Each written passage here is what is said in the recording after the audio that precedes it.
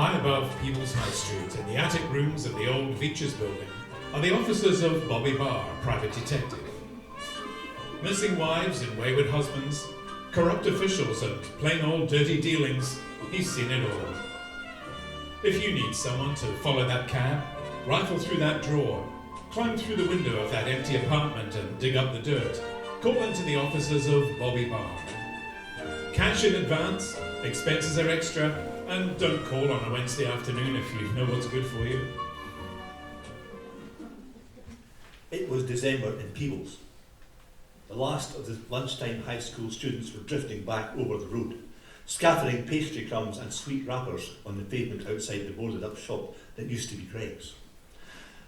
A thin sleet blew against my window panes, rattling the broken blinds. The sun had already disappeared over the horizon.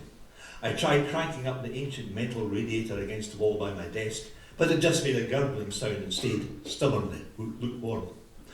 Business had been slow, and my cash reserves were at rock bottom.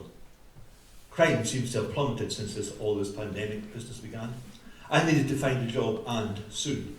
I was looking up the street to see if there was a space under the canopy in the line for a Forsyth sausage roll, when I heard the sound of footsteps in the stairwell. It sounded like a pair of high heels, and they were heading towards my office.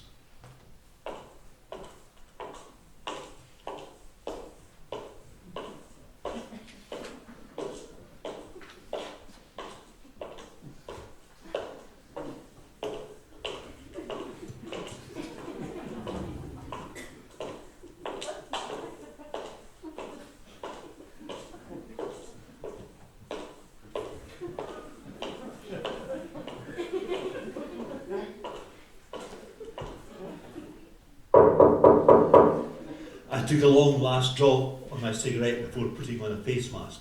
Come in. The door's unlocked. Mr. Barr? She was tall. She was dark. She was wearing a blood-red dress that hugged her body so tight it left little to the imagination. But my imagination got to work anyhow. Her matching red mask was stretched so tightly across her mouth I could see her perfectly formed lips moving seductively against the fabric, straining to be set free. Mr. Barr, I understand you can investigate difficult problems. That's right. Is it all right if I slip out of this mask, Mr. Barr? It's so restricting. Of course. Mine started to get a bit tight as well. Why don't we both take them off together? I breathed out the smoke from my cigarette and breathed in a lungful of her intoxicating perfume. What can I do for you, Miss Red. Ruby Red, but just call me Ruby, please. Of course, of course, Ruby. What can I do for you? Take a closer look at my mask, won't you, Mr. Barr? Your mask? Yes, here, take it. I'm sure you'll agree it's an excellent mask. She handed me the mask she'd just taken off. It was warm, soft and silky to touch, unlike the rough blue mask I just dropped in the rubbish bin beside me. Yes, it's a very nice mask, Miss Ruby. It's made of the finest wool grown right here in the Manor Valley. It's double layered with a gusset for a high micron antibacterial filter. It's designed to last 5 years and it's completely biodegradable. It's licensed for health professionals, but fashionable for any social occasion. I see. That's very impressive, Ruby. What's this got to do with me? Are you selling these masks? I make them, Mr. Barr. In my industrial unit at South Parks, I employ 6 local Peebles people who cut and sew masks and aprons. We also make sterile gloves, face shields, and coveralls, all from locally produced materials. So you make PPE? That's right. And I need your help, Mr. Barr. Something's going on and I need your help to put it right. What's that? Government contracts, Mr. Barr. You can't sell PPE without a contract, and I can't get one. I see. Just about every high street shop in this town sells PPE under a government contract, Mr. Barr. Rogerson's Shoe Shop, Forsyth's the Butcher, the Key Store, the Co-op, Castle Warehouse, Caldwell's Ice Cream, Breeze Art, and the Central Bar. They all sell PPE for the government, Mr. Barr. How on earth does a shoe shop and an ice cream parlor qualify to sell PPE while the manufacturer of the stuff doesn't? And why can't you get a contract? That's the mystery, Mr. Barr. I've tried and I've tried, and I just get told there are no contracts available.